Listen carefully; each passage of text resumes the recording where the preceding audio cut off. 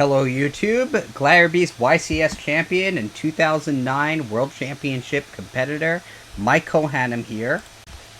I'm very excited to say that there is a brand new format that you can use Gladiator Beasts in that was just announced a couple days ago. In this video, I will tell you everything you need to know to play the new Genesys format and talk about how I perceive Gladiator Beasts to be right out of the gate. I think that Gladiator Beasts were hit a little bit too hard out of the gate in this format, but it's not going to discourage me from playing the deck. So once I talk about how the format works, I'll go through the changes that affect Gladiator Beasts specifically, and talk about how I would build a deck for this format. If you like this video and want to see more Gladiator Beast content, please hit the like button and subscribe to my channel. If this video gets a really good response, I will be sure to upload future videos about Gladiator Beast in the Genesys format, including a deck profile of the first deck that I used to enter a Genesys format tournament. So first off, what is the Genesys format? I believe that's how it's pronounced. They spell it Genesys, but with a Y instead of an I, so I think it should be pronounced Genesys. But anyway, it's a brand new format where over 500 cards are assigned a point value, and decks are only allowed to have a certain number of total points between the main deck, side deck, and extra deck. It might sound a little bit complicated at first, but it's kind of like a choice forbidden and limited list where cards have different weights. Every card ever printed that was ever legal in the Yu-Gi-Oh! Trading card game is legal in this Genesys format, which is really cool. So if you have a favorite card from the past, you could use it in this format. But there is a trade-off, because you're only allowed to use up to a certain number of points worth of cards in your deck. Konami published a bunch of articles that I'll link to down in the description about the Genesys format. It seems that the standard number of points that players will be allowed to use in their deck for the higher level events is 100 points, and some of the stronger cards have point values. Putting aside the point values, you're allowed to use up to 3 of any card in your deck. The format does not follow the standard forbidden and limited list. So for a card that has a point value of 30, you can use 3 copies of it, even if it's forbidden in the Yu-Gi-Oh! Trading card game.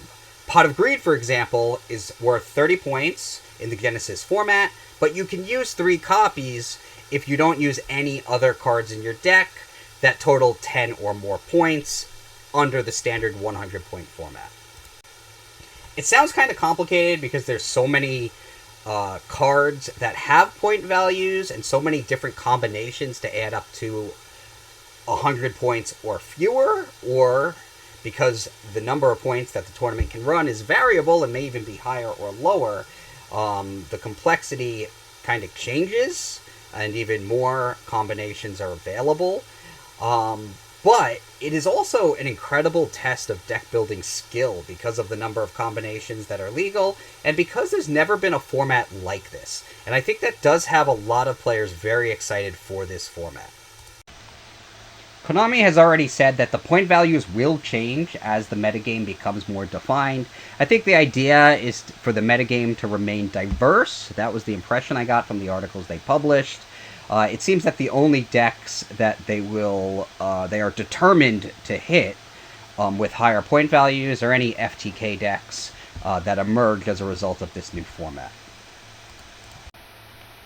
So in addition to the deck building restrictions that assign point values to cards and require the total number of points in your deck to total no higher than 100 or whatever other number is used for that particular event, Pendulum monsters and Link monsters are all forbidden, and there is no extra monster zone.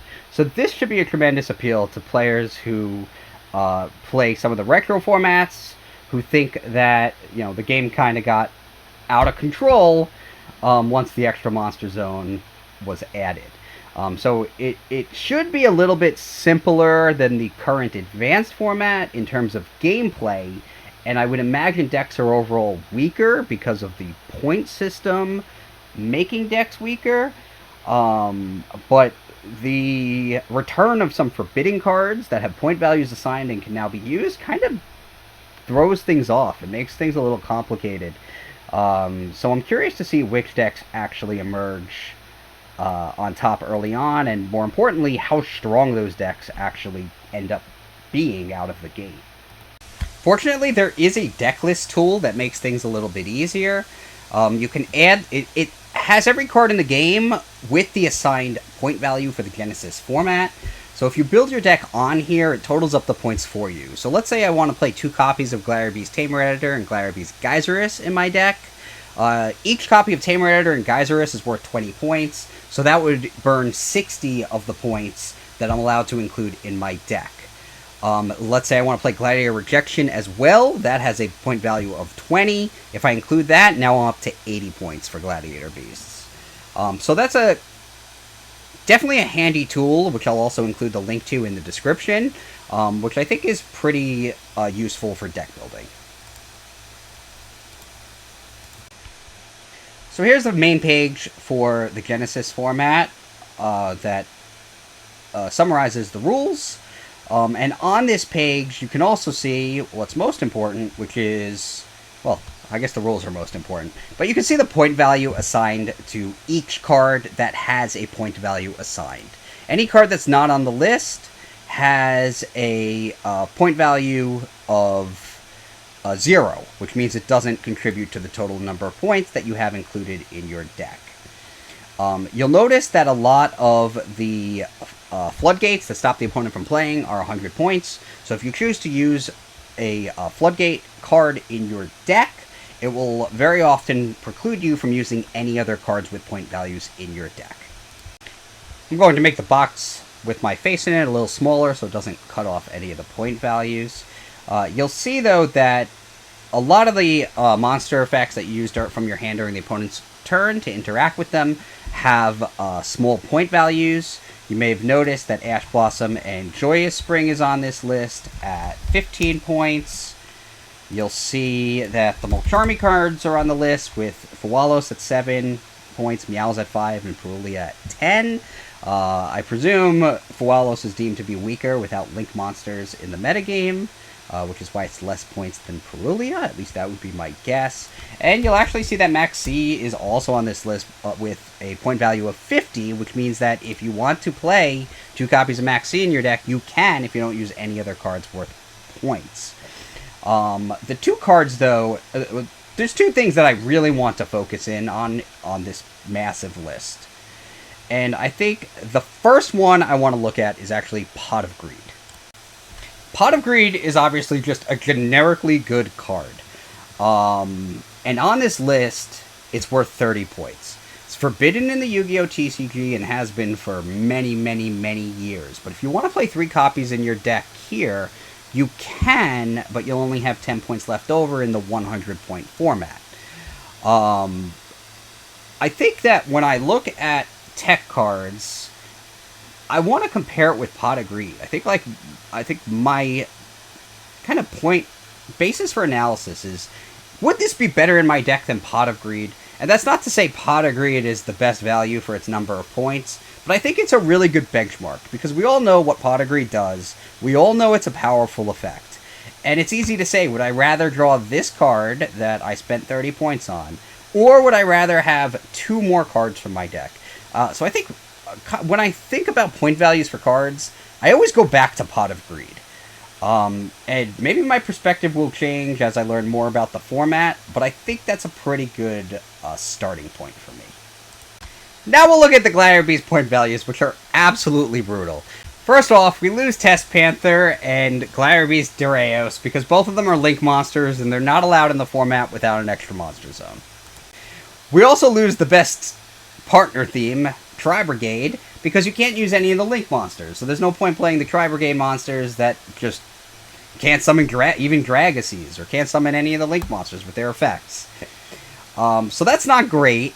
And then we look at the Gladiator Beasts on the list, and there's a lot of point values for them.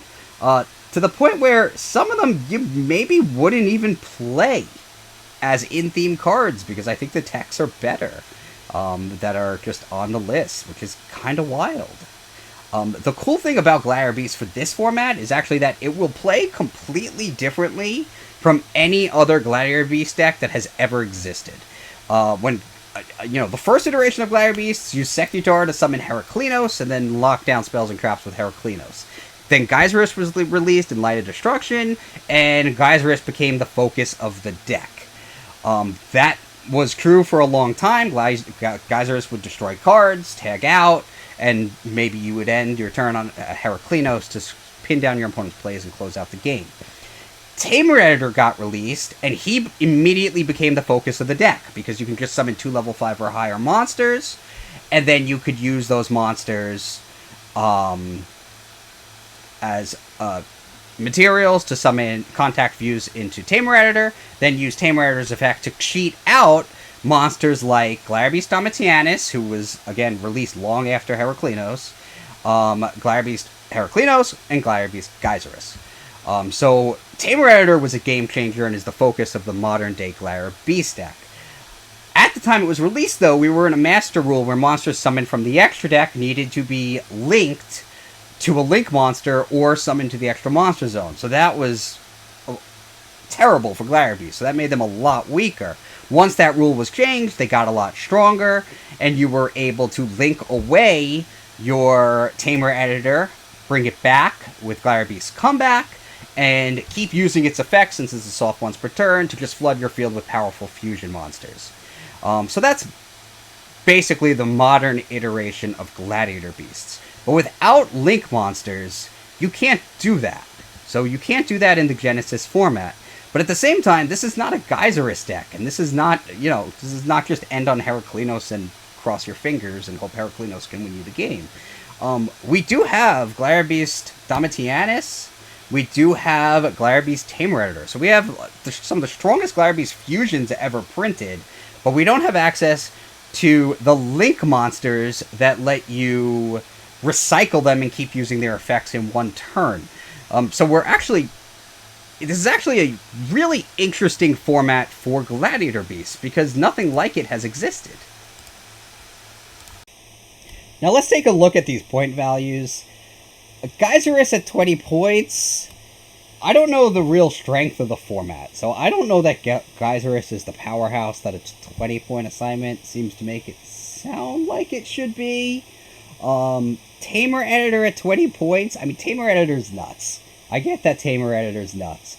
Domitianus doesn't have a point value assigned, so you can use those points on Tamer Editor and then just cheat out Domitianus. But then we get to Gladiator Proving Ground, and this one is just like, I see how many points it's assigned, and I just don't see myself playing it in the deck, which is wild. Gladiator Proving Ground is assigned a value of 33 points, so it's valued higher than Pot of Greed. I don't think anyone's ever said, I wish my opponent's Proving Ground was a Pot of Greed instead. And Proving Ground is not really even a searchable card in the deck. Like, you can get it with Gladiator Beast Gistle, but you just want Proving Ground to get Gistle. So it's definitely an improvement to the consistency of the deck when you can use Proving Ground. But for the most part, you have to hard draw it to take advantage of it, which makes it really no different than Pot of Greed. And I think in most scenarios, I would rather just have the 2 extra cards. And with those cards, I could potentially get a Flavian and a card to discard. Worthy of note, the Flavian Field Spell card, which basically turns any card into your hand into a better Proving Ground, because it lets you discard a card to search for any Gladiator Beast, and add it to your hand, it has no point values assigned. So you can play 3 Flavian without contributing to the 100 point total. So I think it's kind of hard for Proving Ground to make the cut in the Genesys format Gladiator Beast deck, which is kind of weird, because that's the spell that searches any level 4 or lower Gladiator Beast. And again, I'm not saying, like, I'm just going to play Pot of Greed over Proving Ground. I have to think about maybe there's something I'd rather play over Pot of Greed. But I think I would play Pot of Greed before Proving Ground in this deck, especially since I can play 3 copies of Flavian. And that's just kind of weird. Gladiator Rejection is at 20 points. I think it's going to depend how the format develops. Rejection can help you summon Tamer Editor. It is a card that you will search for with Gistel, way more commonly than you would get Proving Ground with Gistel. And without being able to link summon and recycle Tamer Editor, Rejection might be a pretty good tool for summoning high-level monsters to just contact fuse into Tamer Editor. So maybe Rejection will make the cut. But I think the deck will primarily be about contact fusing for Tamer Editor, because I don't think it's going to... I don't see a way that it's going to be about spamming Tamer Editor's effect multiple times in a turn without link monsters. And I think you may rely more heavily on the Gladiator Beast trap cards and possibly recycling them with Gladiator Beast a quest. A little bit more similarly to, old school Gladiator Beasts. Of course, now we have Gladiator Beast Charge, which I think is generally stronger than Gladiator Beast War Chariot. So like I said, Gladiator Beasts are going to be in a spot they've never been before. And that's pretty exciting for using them in this format. So I think the point system does make deck building a little bit more complicated, but I think that also makes it a better test of skill. I think the number of combinations make it likely that there will be a pretty diverse metagame, especially if some aggressive changes to points are implemented to make sure it stays diverse, which was the sense I seemed to get from the articles that were posted on Konami's website, which I'll link to the articles down below so you can make your own judgment on that. I also do want to mention they've already committed to fairly significant tournament support and prize support, which is pretty cool. They've already committed to at least one YCS in 2026 being run under this Genesys format. And at 2 of the future US YCSs, there would be invitationals on Saturday that feed into a tournament on Sunday that awards a giant pot of greed, similar to the Attack of the Giant card,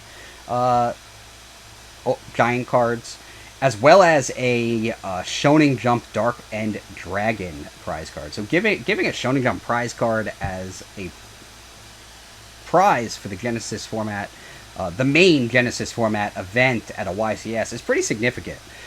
So it seems there's fairly strong commitment to the format. So I'm not concerned that I'm going to build a deck and then suddenly, the format will vanish. Like, we've seen in the past with certain formats, but this one looks like it's certainly around to stay, and they've already made the commitments that there's going to be fairly strong prize support for it. So I'll link to that down below as well, so you can read about that if you're interested. I do want to note also, it looks like there is a tilt toward having more points for older cards. Because you'll notice stuff like Proving Ground having 33 points, but Flavia not being on the list, and Geyserus and Tamer Editor being assigned points, Rejection being assigned points, but Gistel not being assigned any points, and Gistel probably being the strongest Gladiator Beast in the deck. So, I mean, it doesn't really matter where the points fall. At the end of the day, all that matters is kind of where the points are used in the theme. I think generally, using points on cards that are otherwise searchable and in theme is generally stronger. I think Proving Ground not really being searchable except by Gistel and not being needed when you already have Gistel kind of makes it not even searchable. So I just don't see myself using those points on Proving Ground. I just don't see how it makes sense. And maybe that's the idea. Maybe the point is Glad should be less consistent in this format, so they made it basically impossible to play Proving Ground. But it's interesting. I mean, this is just something to analyze and explore. And I think that's really exciting, and I've been very excited to begin building a Gladiator Beast deck for this format. Let me know down in the comments what you think of the Genesys format in general, and more importantly, what you think of Gladiator Beasts in the Genesys format. I am excited to test it out. I think it is a little discouraging that certain themes like Vanquish Soul have 0 cards on this list, while Gladiator Beasts have several, while losing their Link monsters, which is kind of the core of the deck in the current environment. But there's probably a lot I'm not seeing about the bigger nuances of the format and how specific decks were hit. So it's going to be fun to explore.